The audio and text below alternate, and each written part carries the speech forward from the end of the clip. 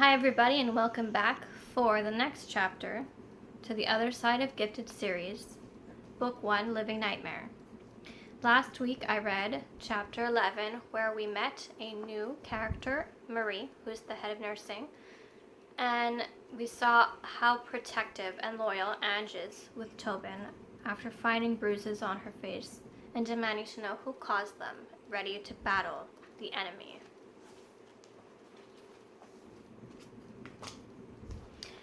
Chapter 12. The air was dense, choking me. I couldn't breathe. My heart raced, its beats in time with another's. A little girl, hiding under a toddler bed. Heavy breathing filled the room. Hers. Mine. It quickened as the shuffling from the other side of the bedroom door grew louder. The girl covered her mouth, trying to be silent, invisible. The door flew open. She flinched, screamed when a hand pulled her from her safe place. The monster had found her. His face was hidden beneath a black mask. His eyes were cold, empty. She kept screaming until my chest exploded, and everything stopped. Dream Journal. Autumn was Tobin's favorite season. Leaves shed their green livery for vibrant colors like pumpkin orange, rust red, and golden yellow. Their rainbow colors created beautiful bouquets topping off the brown trunks of their trees. Fierce winds stole leaves from their homes to spin them in pirouette dances until they made it to the floor to be crunched under the feet of people walking. Autumn was when Tobin willingly went outdoors, breathing in the subtle hints of smoke and the teases of ice soon to arrive. She loved it all. There would be no going outdoors today. Heavy rain slapped against her bedroom window as she stared outside. Nature soothed her, whether it was a sunny day or a storm-filled one, because it was forever changing, adapting. When the leaves browned and crumbled, when winter swept through the trees and left them barren, beauty remained in the ice jewelry hanging from their limbs. It was all beautiful, unlike the great building to the left of the forest. Tobin glanced at it through the curtain of rain. The hideous 8-story structure had been abandoned before Tobin came to Mendwell. Whoever owned it had left it to rot. Its windows were broken, weeds climbed up its sides, and shingles from the roof clattered to the ground. It looked lonely, and she didn't like it. She tilted her chin up and gazed into the dark sky. Streaks of yellow flashed along to the low rumbles of thunder. She shivered, hugging her waist. Tobin, Nurse Tiffany said from the doorway, drawing Tobin's gaze to her. You should come to the common room. It's too crummy outside to stay cooped up in your room. A month had passed since the nightmare about the boy. August was pushed aside to give way to September. The nightmares continued to dominate her nights, but none as bad as that one. Tiffany had taken it upon herself to be Tobin's shadow. Tobin wasn't sure if her presence was motivated by Dr. Dawson's orders or mere concern, but the woman appeared wherever Tobin was. It was unnerving. Come, they're about to put on a new Disney movie. You'll like it. She really did want to help, Tobin thought. She took in the nurse's hesitant but warm smile, unable to decide if her optimism was good or sad. The veteran nurses were jaded like Tobin, accepting the fact most patients would not get better, just as she accepted that this was her life. She could hope to be cured, but knew that the likelihood was slim. Tiffany's selfie obsession drove Tobin nuts, but at least she didn't avoid eye contact. She treated Tobin no different than the rest of the patients, always with a ready smile and words of support. That was probably why the other nurses excluded Tiffany from their group. She wasn't like them. The patients weren't a job and a paycheck for her. They were people. Tobin nodded. Okay, I'll go in a minute. She watched a pleased expression brighten the nurse's face before she left. Tiffany was either unaware of what the other nurses thought or didn't care. In the past, Tobin had watched Tiffany lingering outside the group of nurses, trying to find a way in but continually being rebuffed. Maybe this explained her involvement in the patients' routines, from checking in to keeping them entertained with silly videos or games. She was bored. That was a tad harsh. Tobin sighed and glanced at the storm. The wind whipped the rain against her window, blurring the scenery. Tiffany was one of the rare few who generally wanted to make a difference. Like Marie. It would explain why they bonded so quickly. Many people would assume the younger woman had taken Marie under her wing since she was new to the ward. Not Tobin. There was something motherly about the way Marie treated Tiffany. It was nice that they had each other. Sort of like Ange and her. Tobin gave the storm one last look before rolling her neck. It was time to brave the stairs in the common room. Tobin snuggled into the love seat before everyone else could take it, and began to read a historical romance novel. She had reached the 3rd chapter when Ange danced into the common room, holding up an imaginary skirt and belting out the incorrect lyrics to a song from the musical Nurse Patricia had played the day before. Oh, what a pretty morning! Oh, what a happy day! Ange sang in a surprisingly sweet soprano. She beamed at the group of patients sitting at the tables, who began to clap a beat for her to twirl to. Not everyone was so impressed, however. Those watching the movie shouted expletives. Their disgruntled glares didn't affect Ange. She took a second spin around the room before skidding to a halt in front of Tobin. Lit up like a firefly, Ange's smile made Tobin's stomach flip. I'm leaving tomorrow. The clapping stopped. No one spoke. The happy singing coming from the television made a mockery of Tobin's feelings of panic and dread. Everyone heard Ange. Everyone felt the impact of her words. Leaving. A word patients both dreamed about and were terrified of. The possibility of one day leaving Mendwell was the proverbial carrot dangling in front of their noses, though it also meant returning to a world they no longer recognized. Tobin bet that every single patient in the common room was staring at Ange. Ange, who was leaving. Tobin's heartbeat faltered. So soon? Tobin asked, voice cracking. I thought you were waiting to know your uncle better. Isn't it too soon? She rubbed the place her heart hid behind. It was beating fast. Was her mouth dry? You're worried about me. How sweet. Ange threw her arms around Tobin, hugging her and bringing her to her feet. Tobin's hands hung limply at her sides. It shouldn't be a shock. She had known it was coming. Ange was halfway out the door the moment her uncle had shown up. Their weekly get-togethers had led to this inevitable point. Ange's departure was the end of a natural progression, the final tick on a checklist. So why did Tobin's stomach feel like it was full of slugs? All is A-OK. Marie went over the medical what-who with Uncle this morning. Ange released Tobin to grab her hands, giving them a comforting squeeze. Madame Malcolm's staying with us, and I'm going to see some doctor friend.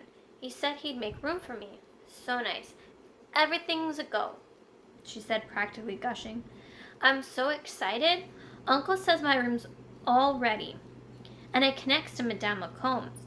When we have parties, you could sleep over. Should I pack now or wait? Tobin didn't know what to say, which was good because her mouth wasn't working.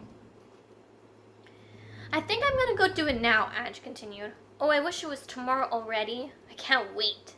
And then, as quickly as she had entered, Ange was gone. Gone. And she would be.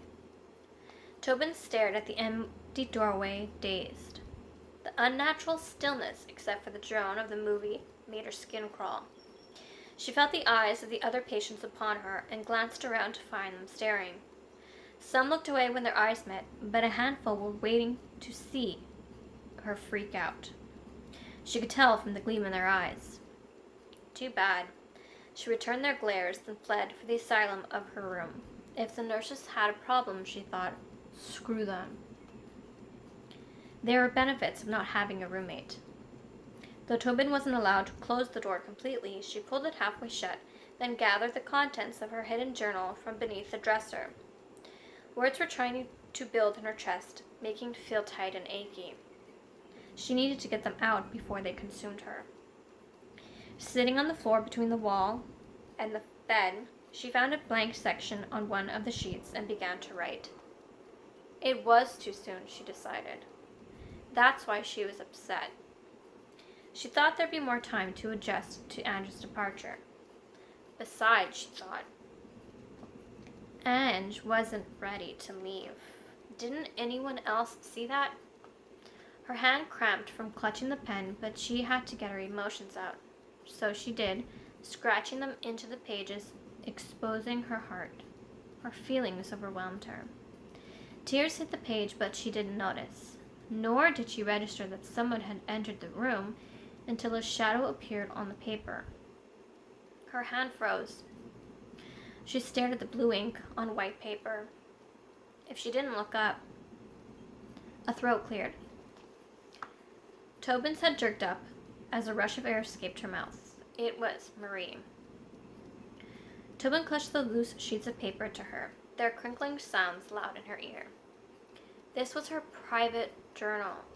No one was supposed to see it. What are you doing in here? She said accusingly, narrowing her gaze on Marie. But Marie wasn't looking at Tobin. Her gaze was on the bedroom window.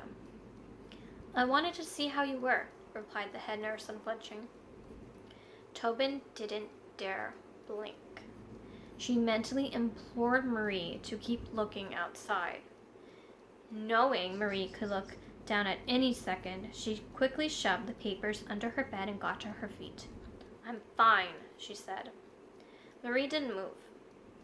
Tobin noticed a couple pages were visible, their corners peeking out. She pushed them out of sight with her socked foot, then sat on the bed. Her heart was beating fast, but she maintained what she hoped was a neutral expression. Such pretty trees. Must be a lovely view to have. Marie smiled over her shoulder at Tobin, who shrugged. Sure. Your friend's leaving tomorrow, I hear. Yes, she told me. Tobin picked at a loose thread on the bed sheet. Are you worried about her? Why would I be? She frowned, plucking at the stubborn thread. She twirled it around her finger and yanked until it snapped. She's a friend. I worry about mine, don't you? Unraveling the piece of thread, Tobin let it fall to the floor. Well, I wanted you to know. If you'd like to talk to someone other than Dr. Dawson, I'm here. My husband calls me his little confessional. He knows he can tell me anything and my lips will be forever shut. She gave a small chuckle. I don't want to bother you. Just remember, I'm never far away.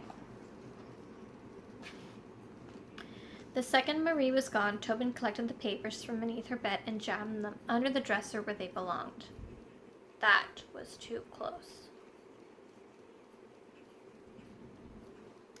Tobin gazed at the crescent moon, sitting by its lonesome in the night sky.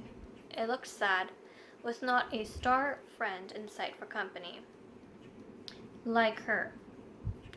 Leaning her forearms on the windowsill, she pressed her forehead to the cool glass. She was supposed to be in bed, but her thoughts were too loud. The moon might be abandoned by its star friends, but at least it wasn't trapped. Tobin was. It wasn't the walls of the Fourth Ward keeping her prisoner. It was her mind.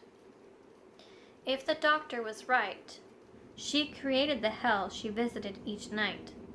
Somewhere hidden inside her was the key to her cell. If only she knew where it was and how to retrieve it. She was scared that peeling away the layers of her mind would send her tumbling, like removing the wrong piece from a Jenga tower. Her bedroom door creaked. "It's late. What are you doing awake?" A hushed voice inquired in a lilting Irish accent. A nurse. Tobin closed her eyes briefly before straightening. She turned around and leaned one hip against the wall. She didn't recognize the nurse, probably because she was usually asleep during night checks. The dark made it impossible to see anything other than the light-colored hair and a rather plump form of a woman standing in the doorway. "Why aren't you sleeping?" The nurse put her hands on her hips. "Not tired," said Tobin. "Wasn't that the usual reason?" "Oh, can't have that, can we? You'll be cranky come morning." The nurse hissed. "I'll just pop out and grab something to help you sleep, eh?" "Thanks, but I'll be fine." "Now, no fussing. It'll be a mild one. Don't go anywhere." The nurse scurried off, a soft chuckle trailing behind her. Go anywhere? Was she serious? Too soon the nurse returned and flicked the light on, shocking Tobin's senses. She shut her eyes in defense. When she managed to open them without wincing, it was to find the nurse in front of her, a paper cup in each hand. Damn. Nurse Cara. The curvy nurse had been around for years and was well versed with belligerent patients. Her freckled face looked a decade younger than her 50 years, but her hard green eyes told the truth. Cara had seen a lot of crappy things. Tobin wouldn't be able to convince her the pill was unnecessary. She heaved a sigh and took it. That wasn't so bad, was it? No, course not. Cara shooed Tobin to bed and didn't leave until she was under the covers.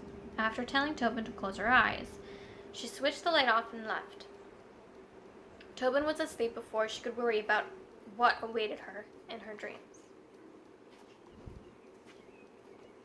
That is the end of chapter 12. Next week, it'll be chapter 13. I hope that you've been enjoying the chapters and feel free to share them. Also, you can subscribe to the YouTube channel. Until then, I hope you are having a wonderful day and week, and I'll see you all next time. Take care.